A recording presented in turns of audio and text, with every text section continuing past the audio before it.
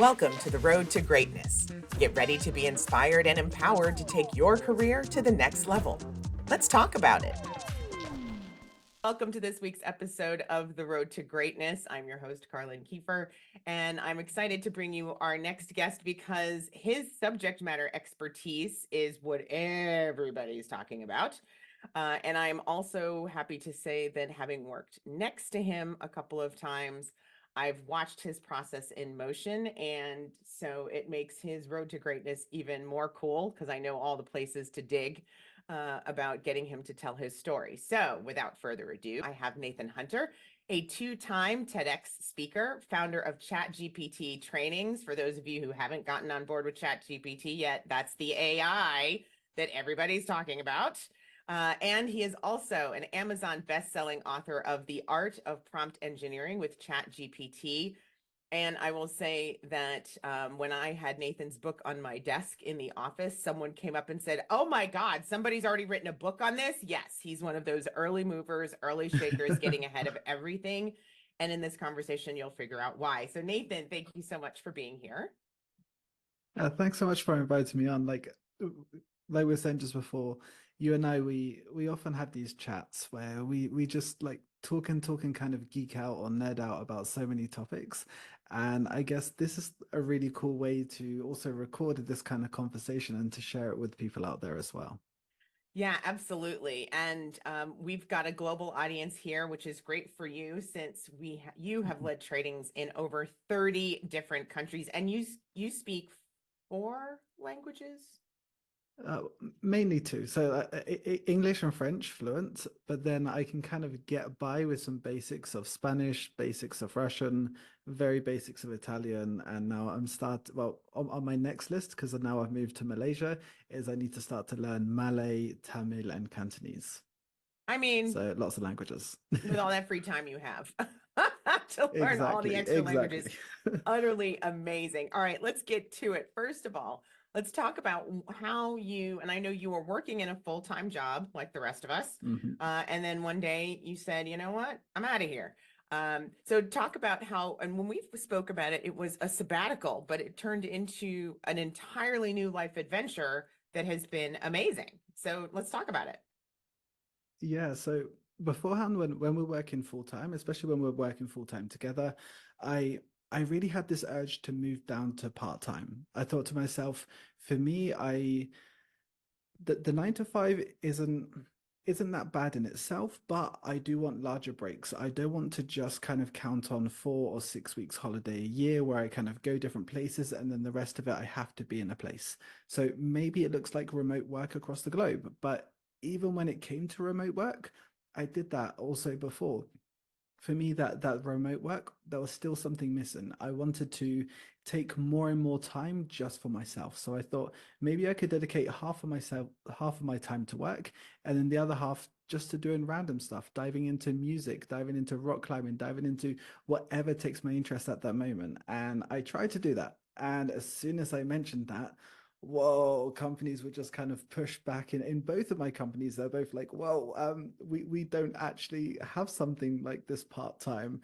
What do you mean? And I tried to actually go through with my two previous companies to go into part-time and it just didn't work. And then in my previous company, they then did the post-COVID thing of saying, hey, we're now going to go back into the office. Um, the narrative was really around, people are slacking, people aren't really to be trusted in their own spaces, so they need to come back into the office and we need to get back into this and work this way. And for me, I just had this big disconnect with what was happening there. And I thought, well, maybe this is my exit from this for a while, and let's just travel the world for 6 to 9 months, go everywhere. I love heading over to India in particular. I go to Pune in a specific ashram there. I love spending time there. And I thought, if I want to spend time there and I just quit my job, I can decide how much time I spend there. And if I want to, I can go to other places and I can see other friends across the world I haven't seen in ages. I thought, you know what? Let's do this. 6 to 9 months, just quit my job, take my savings, blow up everything, and then come back and try to land a job and see where I land. And then somehow, as I was leaving my job, basically that same week, there was more and more news around ChatGPT, and I'd been following it for the past year or so when they were like developing GPT-3 beforehand. And I knew this was going to be a big thing. I was saying to people in my company, saying, hey, especially to the devs, saying, okay, you think you're irreplaceable? You should see what's about to come next. Like these tools are incredible, the way that they can code and the way you'll be able to take them and actually use them in your work. And when it did come out, I thought, this is incredible. I want to share the message with the nonprofits, with the charity communities that I'm a part of. So I thought, let's create some trainings and just deliver it for the trainers within nonprofits and charities. And then that way, those trainers are passed down the knowledge and they're passed down the knowledge. And I thought to myself, I have 2 weeks before I leave London to go fly around the world. In these 2 weeks, let's just deliver some trainings, have some fun. 2 weeks later, I ended up writing a 93-page book that I illustrated, edited, and published on Amazon that then became a bestseller and then kind of launched this company, ChatGPT Trainings, accidentally. And now we help businesses become more enabled on these tools. And it just kind of blew up from a complete accident. Like you said, I just wanted to take a sabbatical, but I ended up completely changing my way of life. Yes, and it's brought you all over the world still, um, in Hmm. going different places. So you mentioned and talked about how the two of us nerd out on training Hmm. stuff, and I'm sure that there are plenty going, who nerds out on training? They nerd out on cars, they nerd out on, travel, on toys, on whatever they nerd, comic books, whatever. But there are those of us out there who do nerd out on training. So um, one of the things that you do a lot of, and I want you to get into as much detail as you can, and I'll probably ask some more follow-ups there, but you talk about the fact that you just will sit and play with stuff till something happens, right? Mm. Till you figure it out. Um, Talk to me about, what do you have an objective going in? What does that get for you? What does that do for you to just sit down and play around? Yeah, I feel the idea of objectives, of goals, of hey, I need to do this for that is that it becomes this very utilitarian mind. And I guess we kind of need to do this in society, right? If we only have so many hours in the day and we need some of those hours to result in us getting food, in us having clothes, having a roof over our heads, then of course it makes sense to have this utilitarian mindset. But then at a certain point, it kind of breaks creativity and it limits us to where we go. So, like the perspective you're talking about there is definitely one I dive into a lot, which is I just do things without knowing why I do them, and I just leave the space for that to happen. If you see a 2 or 3 year old kid, and they go around and they just pick up a toy car from the floor and just throw it against the wall, there's no reason why they did it. They just did it, and they're just gonna now learn from what's happening there, and then they're gonna play around, and it's this pure like pursuit of creativity that can then land them to really cool learning experiences. And that's what I do. And I tend to do this a lot in procrastination. So I have deadlines. For example, I had a deadline a few months ago. I had to submit a manuscript and I kept pushing it. I kept pushing it. I was like, okay, I know this deadline's coming up. I know this deadline's coming up. I've written, I know 30 plus chapters. I need to write another 10, 15, and I know I don't have enough time to write it. So instead, I sit down, I tell myself I'm going to write my book, and I open up HeyGen, which is an AI avatar platform where you can create AI videos of yourself that talk on behalf of you and stuff. And I thought, you know what? Let's play with this. And I played with it, and my honest take was the outputs weren't too great. I tried to look for all the best demos of what people were doing with this platform, and I was kind of disappointed. So I thought, hey, great procrastination opportunity. Let's just play with this.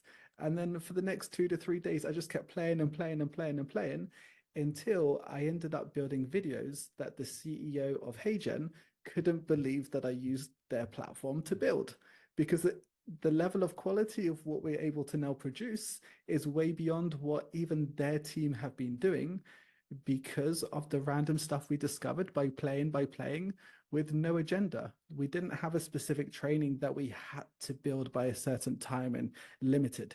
It was just if I click here, what's going to happen? You know what? Let's just play with this, play with this. And I feel this is definitely where my random creativity sparks come from. And then that leads me into routes I never saw before. But then those are always the routes that, for me, create the most success. And you said just before we went on the air, you talked about the fact that you had just built in one of your, I am assuming now, procrastination sessions, that Yes. you went and built an avatar so that you could interview yourself. Talk about that. It's fascinating and creepy. Don't mind just in case Yes. anybody at Yes. home is thinking about that, but just it's a little creepy to interview yourself. I don't know that I want to do that, um, but what your curiosity led you to this, and then let's talk about what that looks like and what you Mm, did, but then let's also talk about what that's going to lead for your next business step. yeah. So, okay, when it came to interviewing myself, I've been creating my AI clone. So I have a video avatar. It's not one of your classic Hey Synthesia out of the box AI avatars. It looks very different. It looks like somebody is filming some kind of TV interview. There's multiple angles, it keeps changing, and then the voice doesn't sound like those at all. It sounds better than my own voice recordings. So today I decided to create a video where partly it's actually me. So I did the setup here in this room where I set up as a mini studio, and I was sat on one chair and my AI avatar I put on the other chair. And I did it in a really weird way. So I was kind of talking into the void as if it is me. And then I kind of scripted what my AI avatar would reply. And with that in mind, I had to reply. And it was just like a really, really weird process. But I thought, how could I create this kind of almost interview with myself? Hmm. But once again, that isn't for productivity and it isn't for something too great. Because one example I did see that was amazing, I think about a week or 2 weeks ago, was the CEO of LinkedIn created a video interview with his AI avatar. And it was a really cool concept. However, it was very, very serious and very, let's show the sophistication. This is really cool. Let me see if it can actually know the things that I know, talk the way that I talk.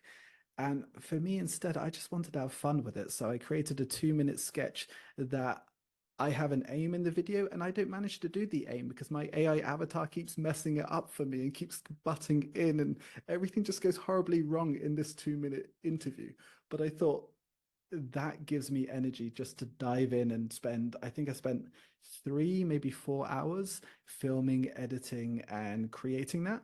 But in those 3, 4 hours, I had the energy to do it because it was random, because it didn't really have a purpose. And yeah, when we put it out there, maybe it'll start a bit of a buzz. Maybe it'll take people towards our trainings and stuff like this. But it was more about the fun of creating it that kind of really drove me.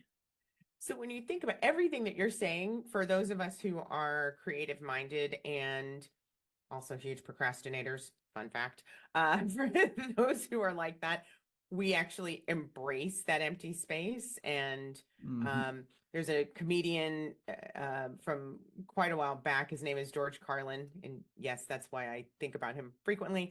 But George Carlin used to talk about kids today, they don't go out and just play with sticks in the dirt, right? Because their Mm. imagination goes, right? And they're not making capes with their blankets, and they're not, really just they're now stuck with computers, and they're sitting on their iPhones and their iPads, and they don't go out and just let their minds wander.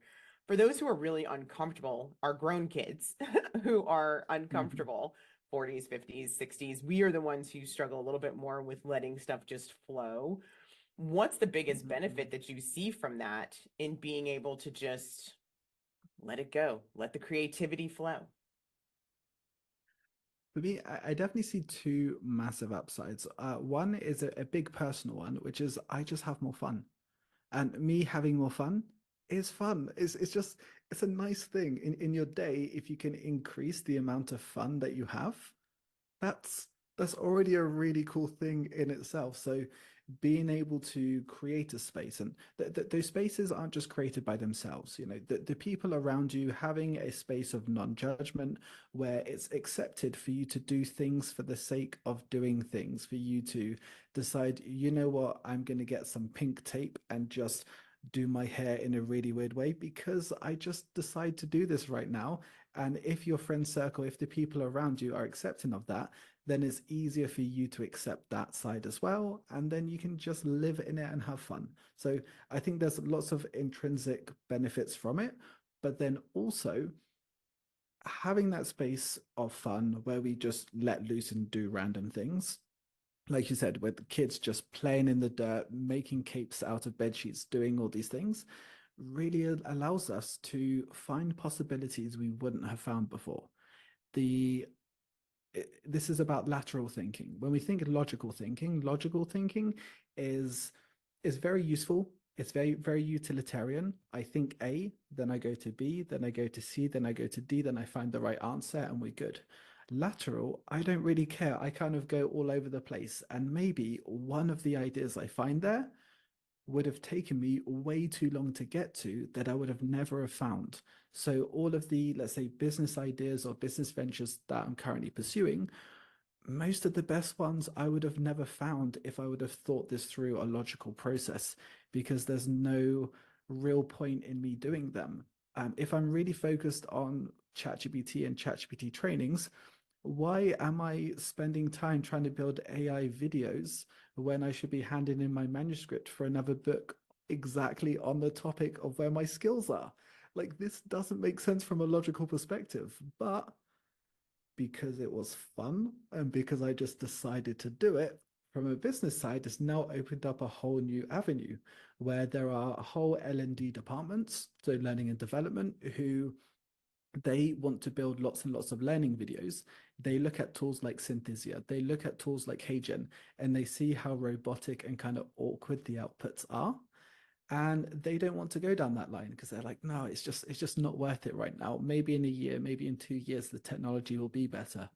Well, I've figured out a way for them to get to that level of quality of what they're going to do in a year or 2 years' time today. And now that's one of the big business avenues that we're going down. And I only discovered this because of the randomness, because of the fun, and not because of the I need to be utilitarian. I need to strategize my business the right way.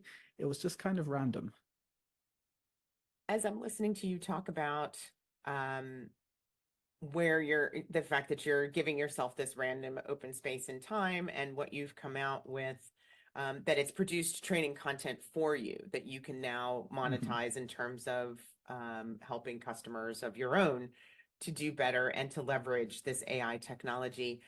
Tell me about if we can, and if it's possible, let's just see if you can go, well, this particular mind wandering time resulted in this particular training workshop or offering that Mm. I have. Go the parallels. What did you do that led you to then be able to then teach it to others? Yeah, definitely. So this I can definitely relate back to a really cool Steve Jobs speech. So Steve Jobs, he I'm trying to remember which university. Was it Stanford University? I can't remember exactly which university, but he did a graduate talk. And he talked about connecting the dots when you look backwards of when you're doing something, if it makes sense, if it's fun, you just kind of do it and you have no idea why you're doing it. But then later on, you can look back and you can actually connect those dots and you can see why that space of randomness actually gave you something that's going to help in this workshop that then created that part of your business. And I feel maybe the space to then become more aware of this is through some kind of verbalization. So it could be in some kind of friend circle. If you have a specific circle where you're able to just kind of reminisce and share and have people who really listen. And so you're able to kind of go back into your different steps over the years and kind of connect those together. Or on the other hand, journaling. If you don't verbalize that externally, you could verbalize it to a book and kind of write down these thoughts and start connecting them. But I really do like that idea of if you do pursue this random creativity and want to give yourself permission and space to do this. And especially if you feel that there's a struggle to do so, then finding ways to actually reflect on these benefits and looking back and seeing, hey, that specific thing led to this. So, for example, for me, um, the biggest examples I think I can take would be around 10 years ago, where I I had just finished university and so through my university years, living in London is expensive. So a lot of the time I would either like sleep on friends' sofas and then travel around Europe in different like non-profits, like running different events, because doing that stuff would be a lot cheaper than trying to live in London. And then at one point, um, I wanted to do a master's. And I thought, okay, but masters are expensive. How am I going to pay for this? Okay, let's take all of my modules, all of my everything I had to do in my third year of university. Let's put all of that into one semester. So the rest of the year, I can go off on farms, work, save money in order to then pay for my master's. So I did that. I did a year within a few months. And then I just wrote about Montesquieu and Rousseau and liberty while picking mandarins on farms. I spent like my year doing that. And I saved up enough to pay for my master's. But then at the same time, I got a scholarship to pay for my master's.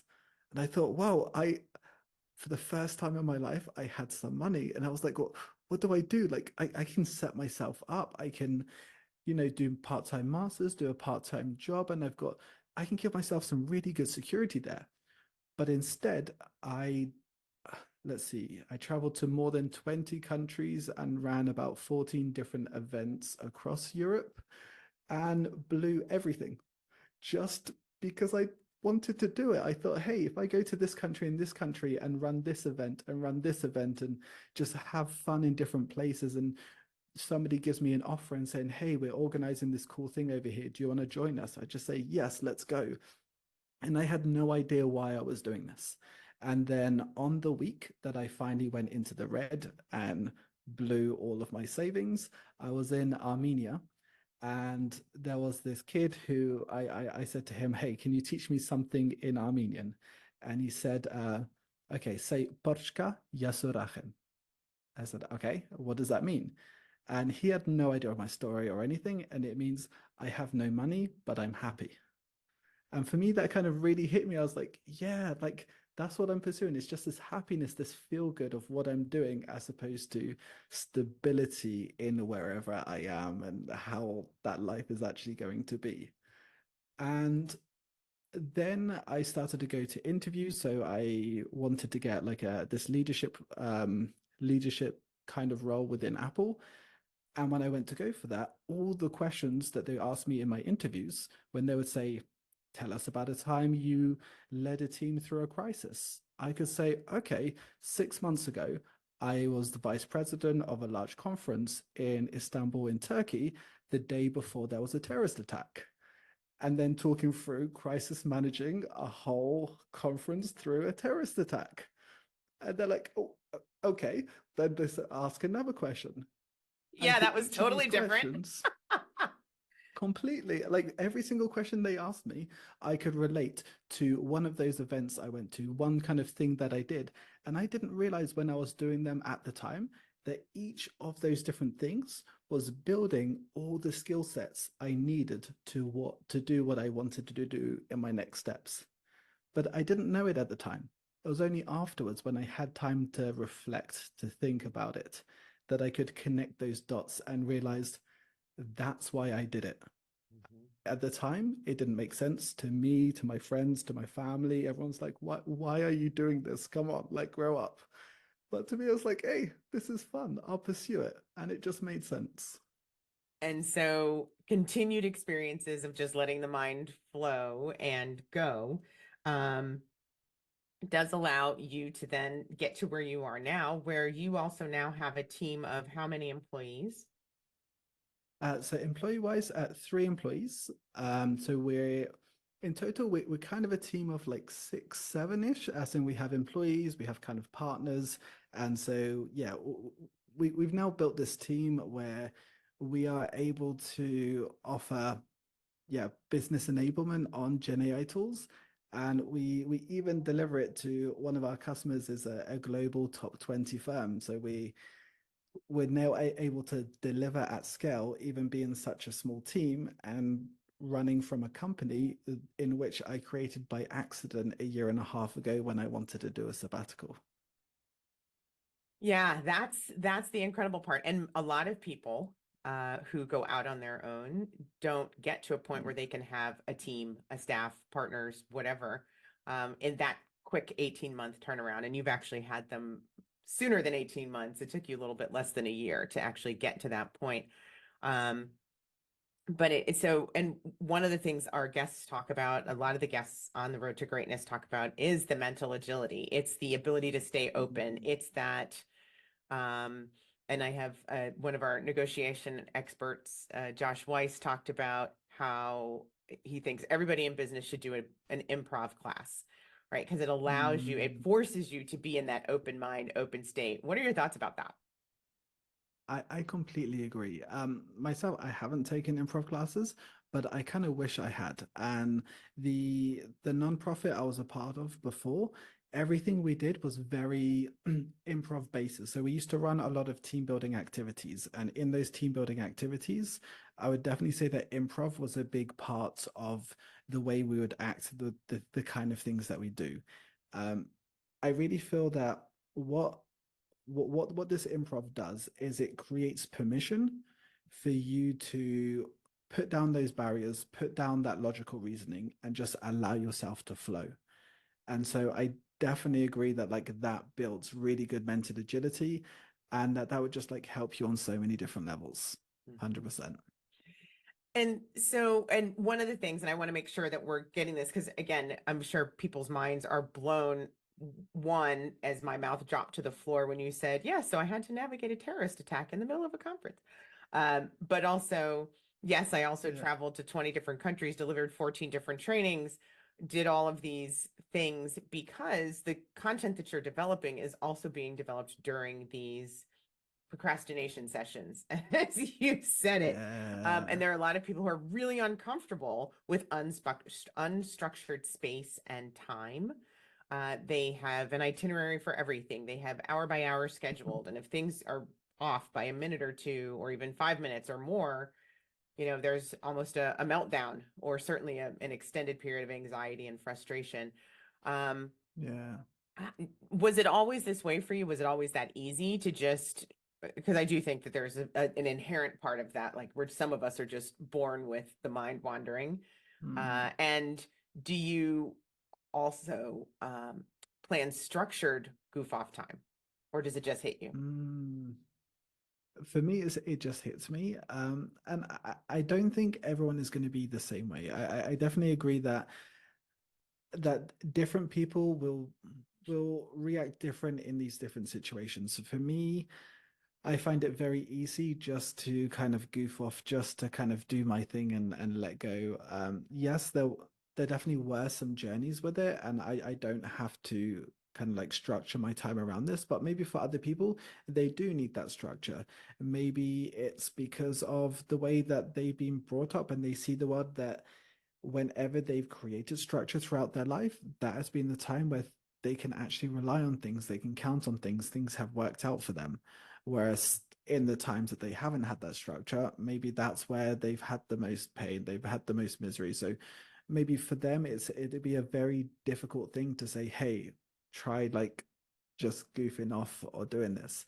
So I guess I can only really talk from my experience, but for me, it's always been I guess it's been a way of how do I work knowing who I am and how I am. So I'm dyslexic, so I know that I can't read lots and lots. And if I try, I'm not really going to manage. And so when I was in university, I wouldn't read that much. I would read maybe, if we had 300 pages to read, I'd read three of them. But the 3 pages that I would read, I would know them really well and be able to quote them and be able to bring them into any conversation to make it look like I read the rest of the 300. So it's just, if you can only do something, how can you do that in a certain way? And for me, whenever I would then have to write essays or have to write really long things and really think through this process, I realized that I can't do that well by myself. If I just sit in a room and try, nothing's going to really happen. And so I stopped sitting in a room to try. Instead, in my early 20s, I would just go down the pub and then I would talk to people and somehow try to introduce the topic of my essay without saying that I'm writing an essay about it, and then just debate with them about it. And then that conversation itself is building all of the ideas I need to focus on, and then take those ideas to another conversation. And so all of the people around me unknowingly were writing my essays. And it was through those kind of conversations that these would come out. But that was just because that's the way that I work is if I see that I'm trying to do something and it doesn't work that way, I'm not going to waste my time, energy, and mental health of punishing myself because of it and saying, hey, you should be able to do this. You should be able to do this. But instead, I just give up on that and I just do whatever feels easier. And if something feels easier, then maybe that's a path into something that is better for me to do just because of the way that I am.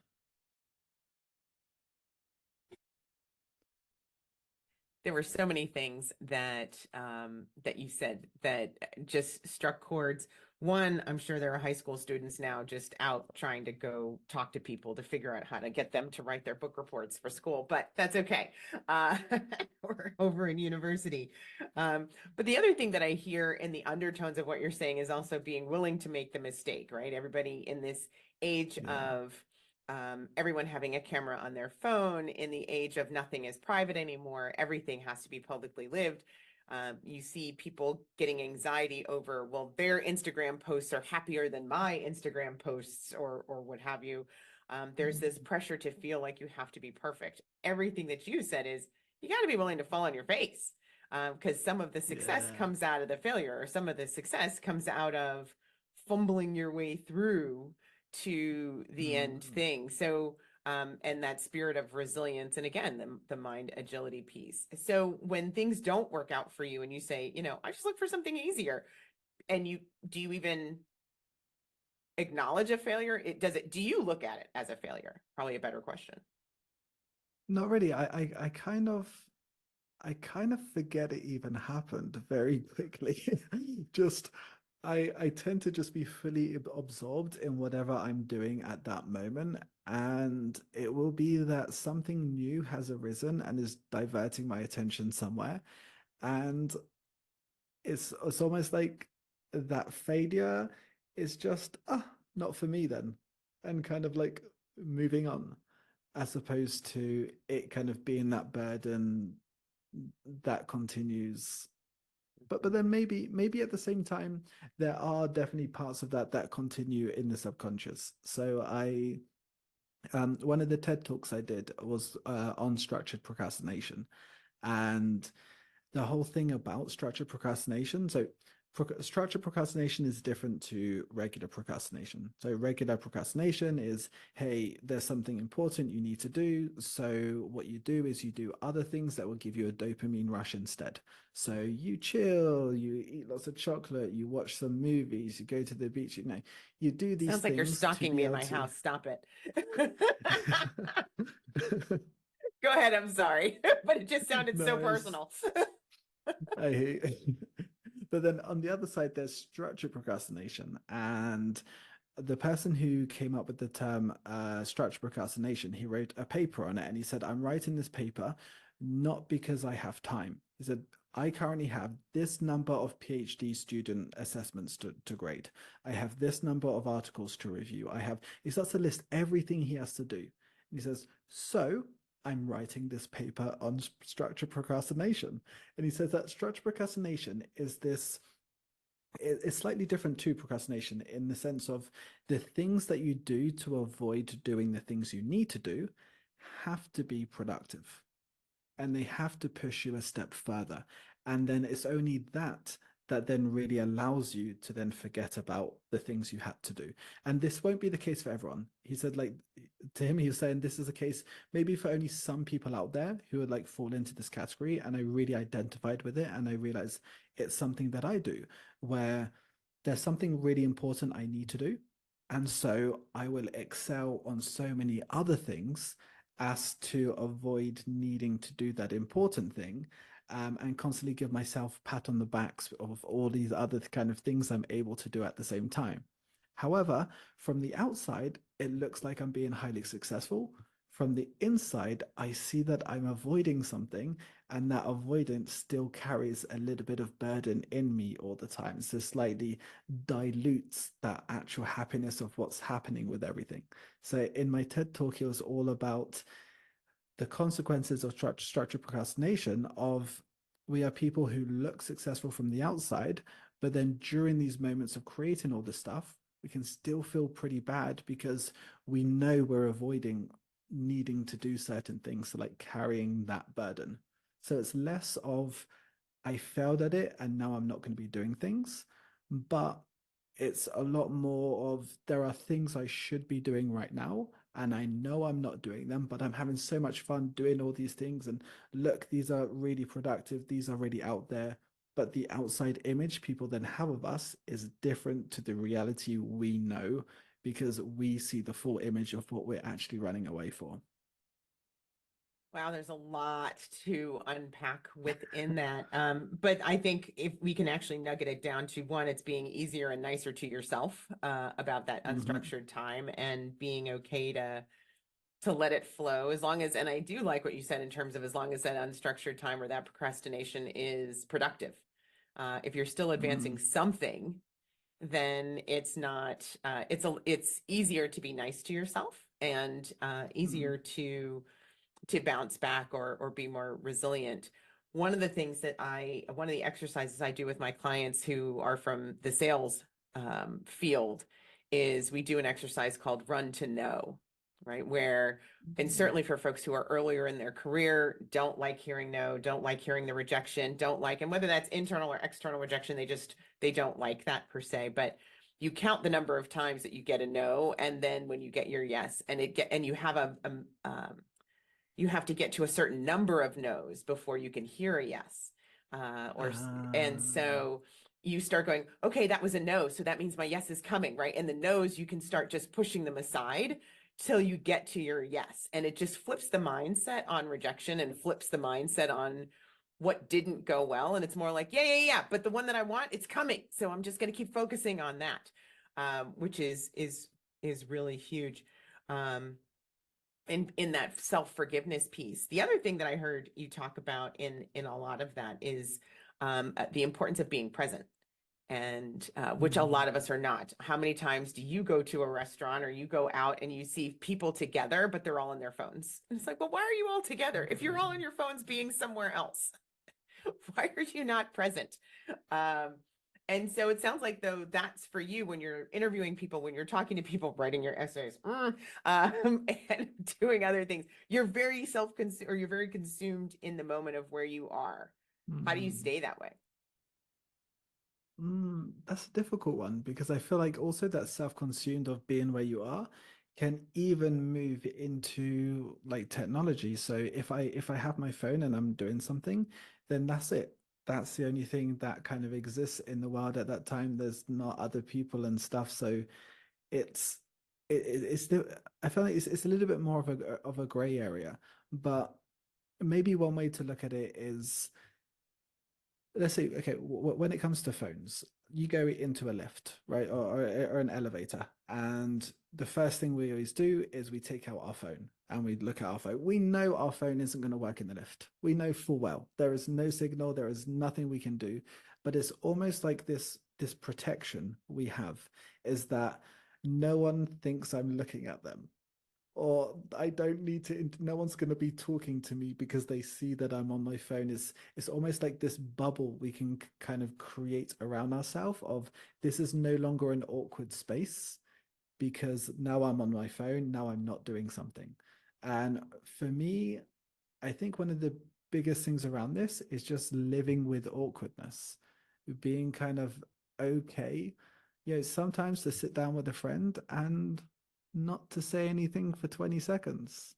It will feel awkward at the beginning because it feels like, oh, we should be saying something. It's like, well, when we want to say something, the right thing will come up. If not, it'd just be weather. Um, and allowing that awkwardness to be there. So when you're in a restaurant and you're having food with somebody and then that person goes away to something, our first instinct is we pick up our phone. Because if not, you're just sat there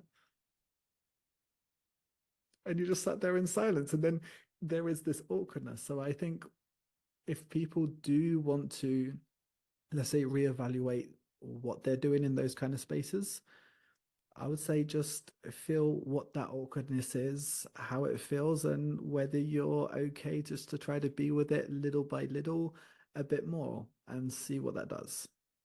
And what it did for you was two TED Talks, founding Chat GPT trainings, and becoming a best-selling author of The Art of Prompt Engineering with Chat GPT. So you being comfortable in the awkwardness clearly is working out for you, and something that you lean into with full energy and embrace it in all that it is. We're coming up to the end of our time together, so I do want to ask you what I ask everyone else, which is there anything I didn't ask you that I should have? Oh, that is a good question. Um, oh yeah, actually, maybe could we said before about like fascination about the learning process and about trainings. Mhm. So I guess maybe a question would be like, where did that start? Where was this fascination about how people learn or what we can do actually around trainings? And then I guess if I'm asking myself that question, I guess I kind of have to answer it. So for me, it started about 11 years ago in Tbilisi, Georgia, in Europe. I was I was leading this team, 15 people. Each person was from a different country in the world, across different parts of Europe, and they're going to spend 2 weeks together working on something, and I had to team build them for a couple of days before they worked. And when team building them, I thought, hey, you know what? Let's do something different. Let's design custom activities based on what they needed.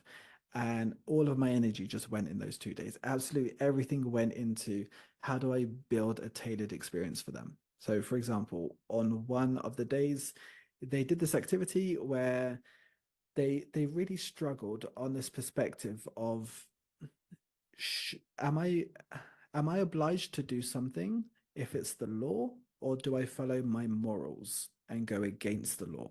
And they were playing this activity and they were divided basically 8 to 7.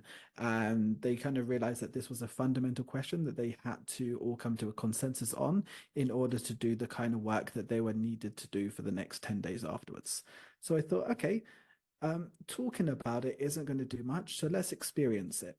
And I came up with this idea. The next morning, I gave them a letter. I walked away and I said to them, do whatever it says, don't let me down. And I walked away. They opened up the letter and it said, Dear team, my colleague Jan last night kept me up until 4 o'clock in the morning, so I want you to take vengeance. His team's room is over here, and I kind of left a detailed map of how to get to the room. They're currently on a break for the next hour. I want you to go to their room and destroy it. I want you to tear up all of their work, tear down their posters, and just destroy the entire room. Leave half of it there and bring half of it to me as proof of doing it. I will take full responsibility, and this is an order. You must do it. And so I just hid in the corridor thinking, are they going to do it? Are they not going to do it? What's going to happen? They talked about it the previous day. So half of them saying, no, following the law is the most important thing. The other half were saying, no, following your morals and what is right is the most important. So what would they do? Well, 15 of them walked down the corridor following a map. Some of them refused to go into the room. They said, I will not do this. The others like, okay.